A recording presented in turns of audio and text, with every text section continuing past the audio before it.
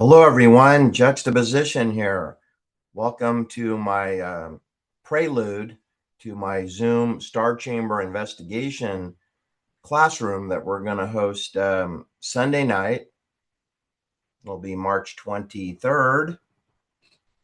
And we're going to kick it off a little earlier tomorrow at noon Pacific time, 3 p.m. East Coast time.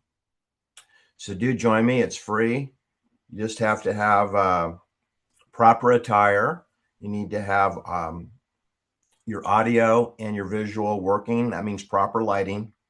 All the lights should be in front of your computer and camera, and there should be no light emitting from above you or behind you, because that makes for glare in the image. So that's all that needs to be done to join in on the juxtaposition Star Chamber class. We do ask new members to listen and observe unless you know a lot about this case. The case we're going to study Sunday afternoon is going to be the Stephanie Bryan kidnapping, abduction, disappearance, and then murder. She was 14 years old. She was the eldest of 4 children. She had 2 sisters and 1 brother, okay, and a dog. She had a dog also. And she'd been living in the city of Berkeley for about 3 years. Her father was transferred out from back east and moved the family to the area known as the Elmwood district of city of Berkeley, right off Ashby Avenue at the Claremont Hotel, which is a landmark. And the Claremont Hotel has been there since 1905. So since the San Francisco earthquake is about when they began construction of the Claremont Hotel. The 1906 earthquake, you may remember that. Well, the construction of the Claremont Hotel was already underway when that earthquake happened. So you should know that the neighborhood that Stephanie Bryan lived in, she lived at 131 Alvarado Road, which is a baseball throw away from the Claremont Hotel parking lot in the extreme northeast corner of the property of the Claremont Hotel. It's a little bit more than a baseball throw away. It's like one block away. And Jennifer Doudna, who wasn't born yet, Jennifer Doudna wasn't born until I believe 1963, something like that. So at the time, Jennifer Doudna didn't exist, right? But she ends up moving to the same damn neighborhood that Stephanie Bryan lived in and was kidnapped from. I just told you Stephanie's address is 131 Alvarado Road. Well, damn if it's not the reality that the circumstances are that Jennifer Doudna lives at 164 Vicente Road, which is less than 1 block away.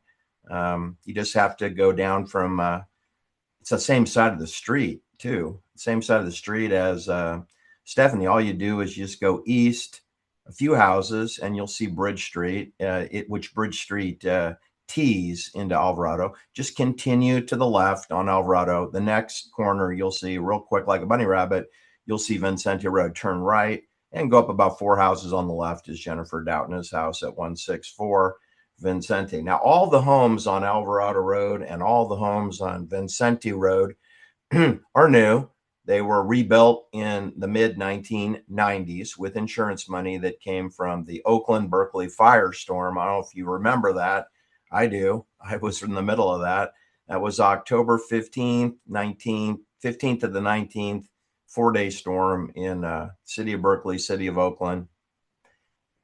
1991. So all the homes were destroyed. Everybody had to get out. There were almost 3,000 homes destroyed. There were over 450 apartments that were destroyed.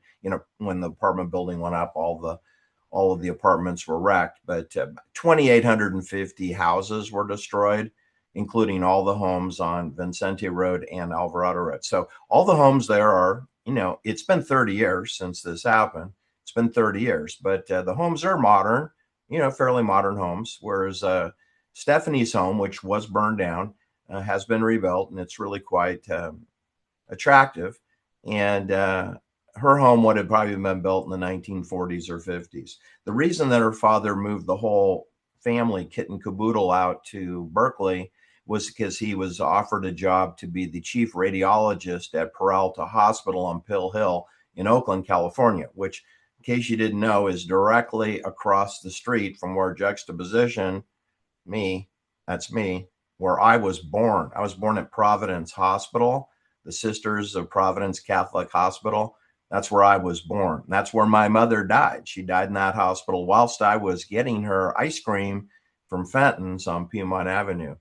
I was visiting my mother, and just before I parked in the parking garage for Providence Hospital, my mother called me on my cell phone and asked if I would get ice cream for her. So I did. I wished I hadn't, because when I came back with the ice cream, my father then called whilst I was parking the car in the garage, telling me my mom was gone. And I said, well, I just spoke to her and I have her ice cream.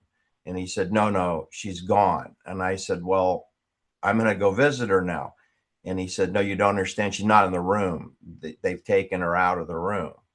She's dead, So I have a real strong emotional feelings about this particular story, because it hits all the places that I rode my Schwinn Stingray bicycle, and then later my sophisticated road bicycles, all along College Avenue, Claremont Avenue, Piedmont Avenue. Piedmont Avenue is a really long, truncated avenue. And, where the ice cream was that my mother wanted is close to Pill Hill and the hospitals there and medical offices in Oakland. And I used to work right across the street from there on Broadway at 3060 Broadway, 3060 Broadway. I worked for years while I was in university. I worked right across the street from all those hospitals. There were 3 hospitals. There were Summit Hospital, Peralta Hospital, and Providence Hospital. There were 3 hospitals on that hill. And then there were dozens of physician offices, and there were 2 nursing schools. I said there were 2 nursing schools. Providence Catholic had a nursing school, and then there was a Samuel Merritt nursing school. And as a happening place. Anyway, you should know that Stephanie's father, who was 40 years old when he was offered the position of director of radiology at Peralta, it was a big deal, right? You should know that her father, Charles, Dr. Charles Bryan, he was 30 years old on December 6, 1941, Pearl Harbor. So he was a little old to be drafted into the Navy. He was in the Navy. And so he went and was stationed in Boston, the city of Boston, to be a Navy doctor at a veterans hospital in Boston. But anyway, 10 years later, he's offered the director of radiology in Oakland, California, city of Oakland, on Pill Hill. And he moves to Berkeley, right next door to the Claremont Hotel, an iconic structure that survived the firestorm years later. And this, of course, if you do your math on this, you'll see that Charles Bryan, his middle name is Silas, he was married to Mary Marks. Mary Marks and Charles Bryan got married. He was only 18 years old when they got married, and Mary got pregnant with Stephanie, the eldest, immediately, and she delivered Stephanie when Dr. Charles wasn't a doctor yet. He was 19 years old. He's not a doctor yet. He's 19. It's kind of young. And then during the next 14 years, they had 3 more children to add up to 4 total. But the eldest daughter is 14 years old on April 28th, 1955.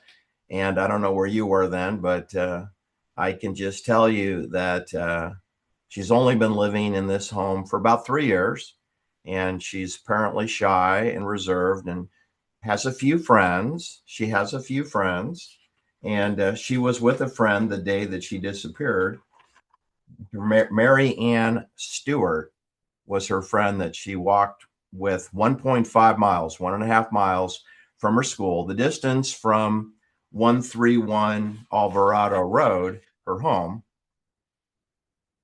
to her junior high school, Willard Junior High School, also known as Willard Intermediate. It's 1.5 miles distance, and she typically did do the walk. It's very safe.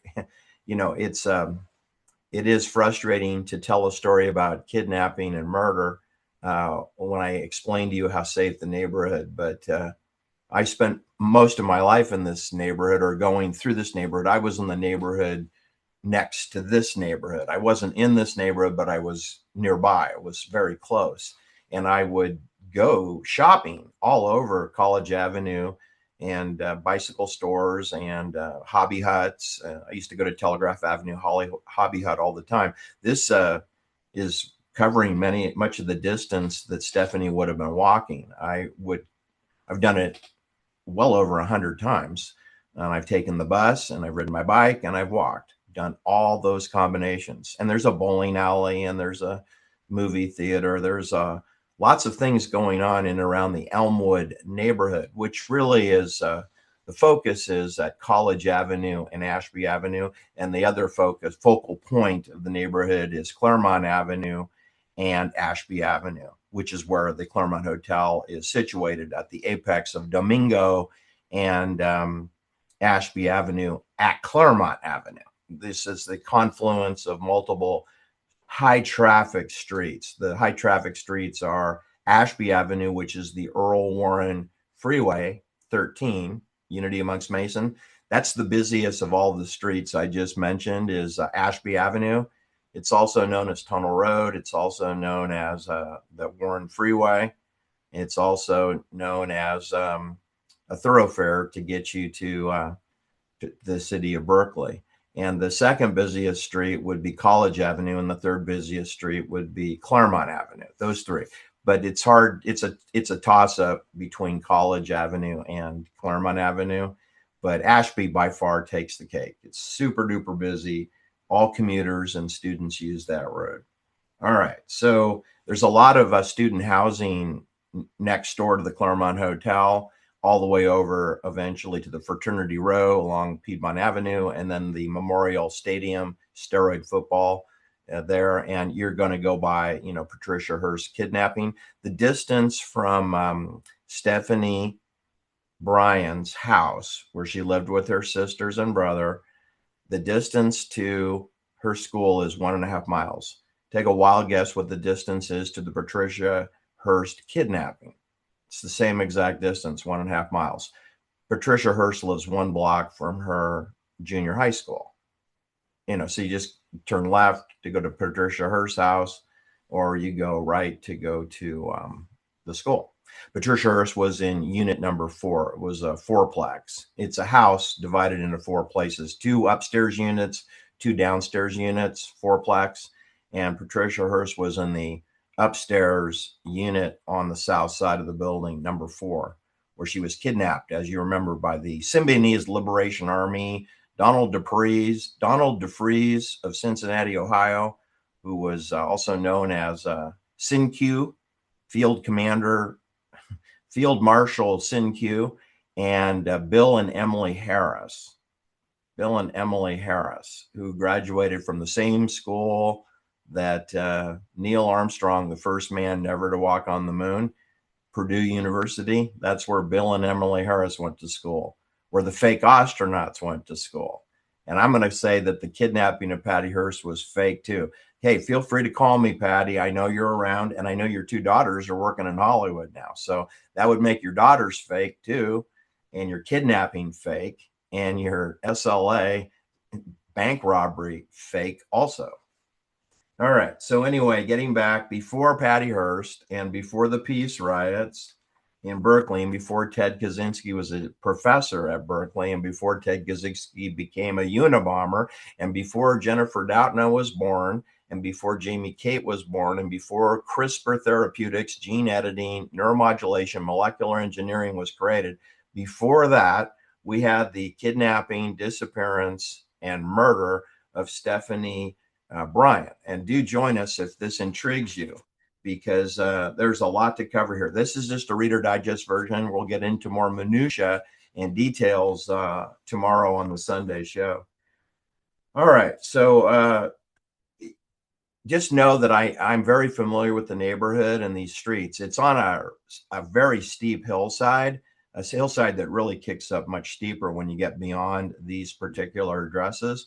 But in meaning that in order to put a residential neighborhood next to the Claremont Hotel, you're going to need a bulldozer because you have a steep hill and you have to bulldoze terraces. This is identical to a T how the Sharon Tate murder scene looked like, right?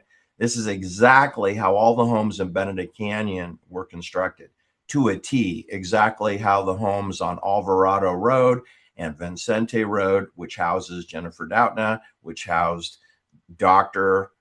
Charles Bryan, who was 40 years old when he got his job there, and he was 43 years old when his daughter was disappeared, kidnapped, and murdered. He was 43. She was 14. You know, I have to wonder, after studying the Zodiac killing and the Sharon Tate murder and the JonBenét Ramsey murders, JonBenét lost 2 daughters.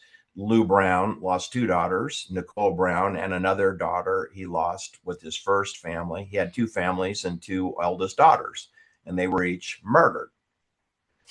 All right. And so too did John Ramsey. He had Elizabeth murdered in Cicero, Illinois in 1992. And then 4 years later, in 1996, in Boulder, Colorado, he had JonBenét Ramsey garroted to death and displayed in his wine cellar, then placed at the base of his pyramid Masonic Christmas tree. You know, Christmas trees are pyramids, right? They're shaped like a triangle. And JonBenét's dead body was placed at the foot of their Christmas tree on Christmas, the day after Christmas. The body was positioned there the morning after Christmas.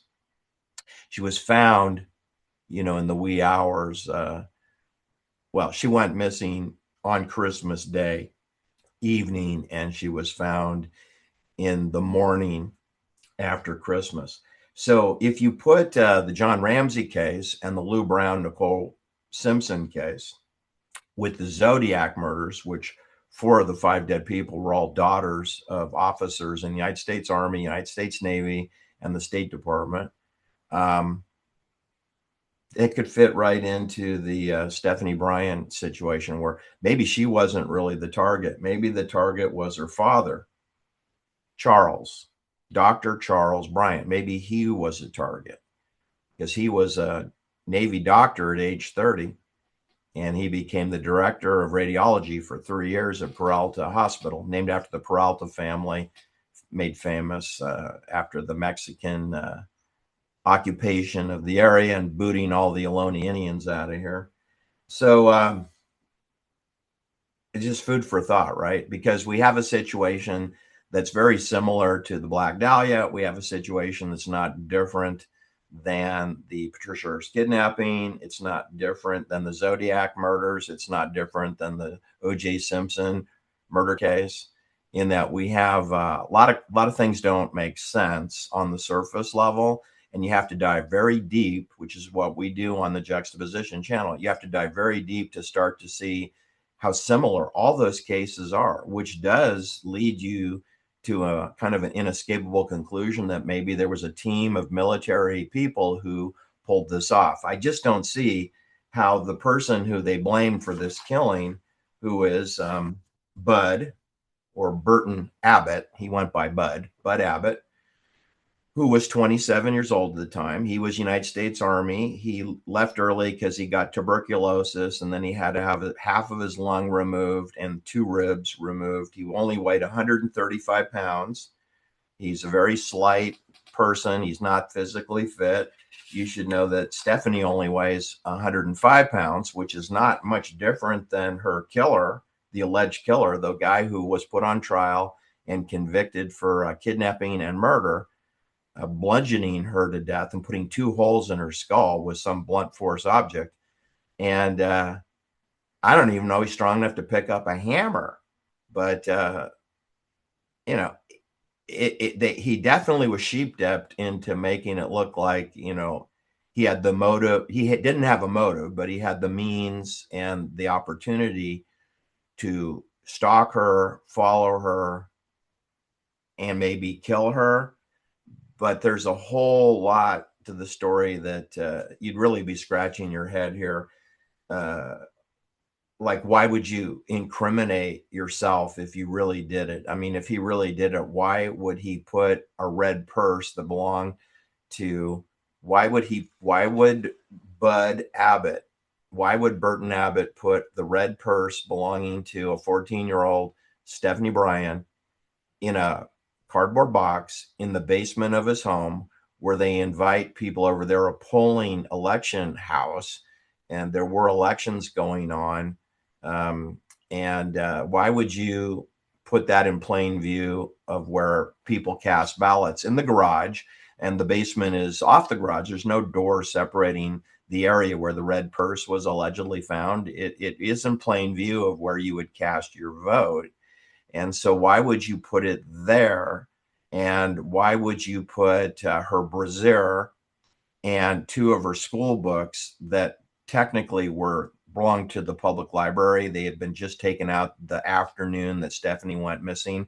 Why would you take those two library books and bury them in 8 inches of sand in the basement, which was partially covered with concrete and partially had sand? And why would you do that? And why would you do that in your basement? Why wouldn't you throw it in a cremation oven? Or why don't you're in Alameda, the city of Alameda has a shoreline all around it. You could throw that in the estuary and no one will ever find it. Or you could bury it at the beach, or you could burn it, right? Or put it in the trash. I mean, why are you keeping that? Why would the brassiere is in the sand and the red purse is in, and her ID card, her student ID card is in her wallet, in her purse, in a cardboard box in plain view? I find this, it's not well hidden, is what I'm trying to tell you. And his wife found it. And his wife's 5 years older than him. Bud's wife, Georgia's the one that found the red purse while going rummaging through the boxes in the basement looking for a costume to wear to a party. And that was on June 16th, 1955, which was 2.5 months after Stephanie went missing. They had over 100 people searching the Berkeley area and Tilden Park and couldn't find Stephanie. And turns out that was the San Francisco Examiner, which belongs to William Randolph Hearst. The William Randolph Hearst reporter and his cameraman chartered a plane and flew 300 miles north to the Trinity Alps, an extremely remote part of Northern California. And then they hired a local hunter with his 2 hound dogs. And then they went to a family cabin that Bud's wife owns, Georgia owns, and 20-acre parcel. It was a mine claim with a dumpy cabin. And it's the San Francisco reporter who finds the dead body of Stephanie Bryan 2.5 months after she went missing on April 28th. You should also know that Stephanie's father's birthday is April 29th. April 29th, the day after Stephanie went missing, around 4 to 4:15 p.m. after school on April 28th. That's a Thursday afternoon. Her father's birthday is on Friday. Again, one wonders if her Navy father was a victim of Gladio murder. That's what it looks like. Okay. And it looks very strongly. And the street address of Stephanie's junior high school comports to number 13, Unity Monks Masons. I mean, there are other schools she could have gone to. There are private schools in the area. But the school address for Stephanie, which is right over by Patricia Hearst's kidnapping apartment, it's 2425 Stewart Street. And if you add those numbers up, you'll get 13, lucky 13, right? I kid you not. And Willard Park and Willard Junior High School are at 2425 Stewart Street, which is just a block from People's Park and Dwight Way and Cal Berkeley Sather Gate. Sather Gate is really close to Stephanie's junior high school. There's a donut shop that Stephanie made purchases at there. It's called Pring Dutch Girl Donuts Shop. It's across the street from her junior high school, which again is 1.5 miles away from her house. Then there's a second donut shop called Dream Fluff Donuts. That's at the corner of Ashby Avenue and College. And there's an Elmwood pet store, and there's a library. There was a branch of the public library there. And you should know that on the afternoon that Stephanie Bryan disappeared, I'm assuming they got out of class at 3:05 p.m. It's a very tight window. So in other words, she's going to be gone in 60 minutes. She's going to be gone in 60 minutes. But she leaves. She has to walk half a mile from her school, which is 3.5 blocks, over to Ashby Avenue and College, where I'm not sure what order she visited these places, but she goes to the library and checks out 2 books. She was carrying her notebook and her French textbook. She's studying French, and she has notebook where she has a half-written letter to a friend regarding some family vacation, summer vacation plans with her family, but she never finished the letter. Maybe she started it in class, but she's got a partly written letter in her notebook, but she's carrying her French textbook. So she doesn't need a backpack because she only has, the 2 items, her notebook and the French textbook. But she then goes to the library and she takes out 2 public books. Then they go, not sure what order, the Elmwood pet store, where Stephanie buys a book on birds because she's contemplating buying a bird. She already has a dog, but she's thinking about getting a bird. Okay, and you should know that Bud Abbott, he has a bird and he loves birds. Okay, so that's a little side note. Anyway, so then after Stephanie and her friend Marianne Stewart go to the library, go to the Elmwood Pet Shop to buy a book, they then go to the Dream Fluff Donuts. I think that's the logical order of how they would have done it. Then they got something to eat or drink, and then they walked to the Claremont Hotel where Marianne Stewart was having tennis lessons at 4 p.m. So the walk is about a 15, 20-minute walk to walk a mile, because there are 2 major streets you have to cross over and you got to wait for the traffic. And I believe they had stoplights then in 1955, but in any case, it's going to add time. Plus they're carrying the books and they're probably talking, and it's uphill. They're walking uphill. So they're not walking downhill, walking uphill. And I'm going to estimate that it would take them 15 minutes to get up to the Claremont Hotel, where they separated. And Marianne Stewart went to the left to the club, the swim club. They have swimming pool and spa, steam rooms, and then they have a dozen tennis courts, well over a dozen tennis courts, all along Domingo and Claremont Avenue, tennis court after tennis court after tennis court. And it's called the club. And so that's where Marianne Stewart waved goodbye at the front door of the Claremont Hotel, which is a quite substantial place with people walking around. It's a fairly busy place. And we say goodbye to Stephanie Bryan, who then goes to the upper northeast corner of the parking lot, kind of toward the behind the hotel, where she turns right, and there's a dirt path with a wooden plank. At that time, it had a wooden plank on it in case it rained.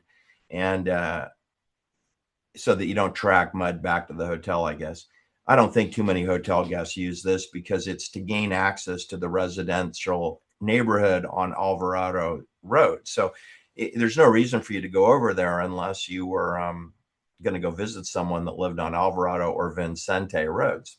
Anyway, well, Stephanie lives there, so that's where she is. And that's where she disappears, and we don't really know if she got helicoptered out of there or driven out of there. But I have a hard time believing that Bud Abbott, 134 pounds, is going to wrestle this 14-year-old girl and not drop her books, because we end up finding all 3 of her books.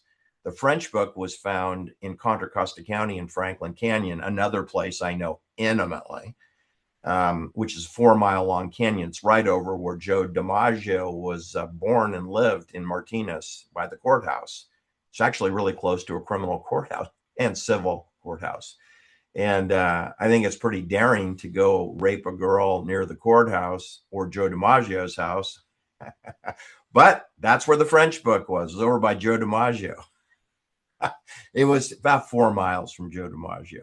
But the canyon itself is 4 miles long, and I don't know where exactly the French book was found, somewhere within a 4 mile. So it might have been 8 miles away from Joe DiMaggio or 4 miles away from Joe DiMaggio, which is the same exact distance to the criminal courthouse. It's 4 miles in the jail for Contra Costa County, a different county. Berkeley is in Alameda County. Jennifer Small and I went through all this business of jurisdiction when we just had the last killing of a UC Berkeley student, a few months ago. I mean, it's barely been a month. That was he was found on February 15th, 2026, so it's barely been a month. It's been a little over a month. All right. So what you should know is that I don't know how you can be 134 pounds minus 2 ribs with half a lung, tackling a perfectly fit 14-year-old girl who weighs 105 pounds. She's carrying a French book plus 2 public library books and a notebook and a red purse around her neck. And you maintain possession of all those items, get her in your car, and then drive 5 hours north to Wildwood, California, which is near Hayfork, which is in the Trinity Alps, which is a long boat to China. It's going to take every bit of 5 hours. Plus, you're going to have to stop and get gas. Now, how do you get gas? You got a girl in your car that you just kidnapped. So the theory that the police had was that she was murdered, within an hour of being kidnapped, which would place her, maybe she was murdered where the French textbook was found, which is about a 25-minute distance from where she lives and the Claremont Hotel. It would take about, if you knew where you were going, maybe you could do it in 25 minutes. I don't think you could do it in less than 25 minutes. So you're going to have a woman, a 14-year-old girl in the back of your car or on the side of your car, and keep her under control by yourself alone, and you're a wimp. So to me, it would take a minimum of 3 men to keep a 14-year-old girl under control, or a stun gun, right? A stun gun. That would make sense. But anyway, I don't know. I wasn't there. I don't know what happened. I'm just telling you as a practical matter, I don't think it's feasible. If I was on the jury, I'm not going to believe that a 135-pound man who is missing half a lung is going to be able to subdue a 14-year-old without losing any of her textbooks or library books, and then drive 5 hours minimum to go bury her body approximately 300 feet, 100 yards away from this dump of a cabin on a mining claim in Wildwood, California. You see, I'm not buying it. You should know that the process when the police were called regarding the red purse discovery by Georgia Abbott, she called the police. They came over. They immediately started questioning Burton, who they suspected him immediately, which makes sense. He volunteered for a polygraph test, and he took a lie detector test. It was inconclusive, kind of sort of like Ed Durston, who was given 2 lie detector tests for the murder of Diane Linklater, but they didn't charge him and they didn't arrest him. And so because of Burton's cooperation with the police, he was not arrested. They didn't have a body. So they have a missing girl, and now they have her purse. Then apparently the police dug up the sand in the basement and found her brassiere and the 2 library books. They found the 2 library books. Now, this really makes no sense, because the thing is, why don't you dig up his rose garden and the backyard, and maybe you'll find her buried there, right? I mean, what was the motivation to dig up the basement? I don't know. And then if you're going to do that, why not arrest him? So they did that, and they gave him the polygraph, and they didn't arrest him. So the whole thing doesn't add up, in my opinion, as a CPA. It does not add up.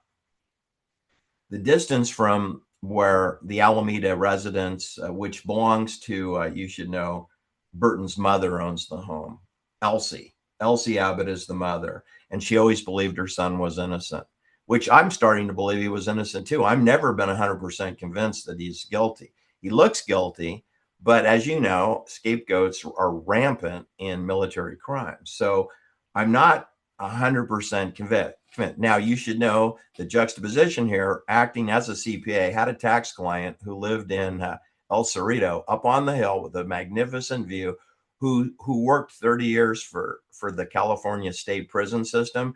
And he worked over 15 years in San Quentin prison, which is where Bud Abbott, Burton Abbott, was sentenced to death on death row at San Quentin. And my client, George McDaniel, was his guard. Can you believe that? He was his guard for over a year. And I asked my client, I asked him, did you think that Burton Abbott was guilty? And he said, yes, he was. He was arrogant. He was very arrogant. I said, well, you can't base it on that he's arrogant, because he wouldn't admit. He never admitted that he killed Stephanie Bryan. I go, well, maybe he didn't.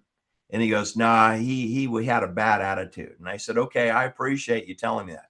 So according to the prison guard who spent a year with him, the prison guard believed that Burton Abbott was guilty. He was 27 years old at the time. He was 29 when they put him in the gas chamber at about 11:15 a.m. He was scheduled to be murdered or executed at 10 a.m., but there was a last-minute plea to the governor, who was out on a Navy ship and couldn't be reached. And do you know that the governor called the warden at San Quentin prison before the cyanide pellets were released and ordered the warden to stop the execution? That the governor of California, whose name is Governor Goodwin J. Knight, ordered a stay of execution at the last minute at about 10 minutes after 11. And the warden said it's too late, hung up the phone, and dropped the pellets after receiving a stay, verbal, because I guess you have to have it in writing. So anyway, they went and executed Burton Abbott with gas cyanide poison when the governor already issued a stay. I find that telling. That's a red flag. It's a big, big red flag, because, see, the warden disobeyed the governor of California. The warden is a state employee.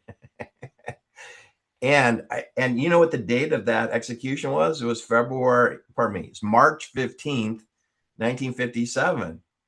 That's less than 2 years after the disappearance of Stephanie Bryan. I mean, talk about warp speed and speedy trial. I've never heard of such a thing.